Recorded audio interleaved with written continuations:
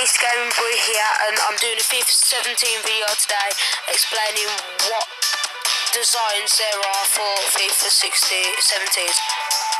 So this one I like very much. This would be my top one because of the stuff that it has going on.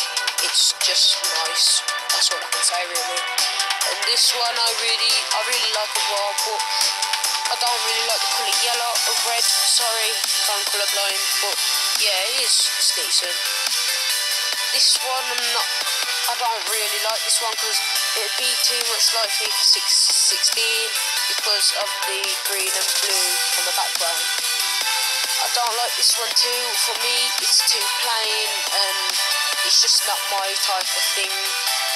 But I do like this one. This one is plain, but it's got something going on in the background, and with like the colour when you click on what you want to go on. This one, it's a bit like FIFA 14 World Cup mode, so again, not really what I would go for. I love this one though. The triangular shapes on the end make it look really nice and different. So thanks for watching my video, and drop a like and a sub, and yep, peace.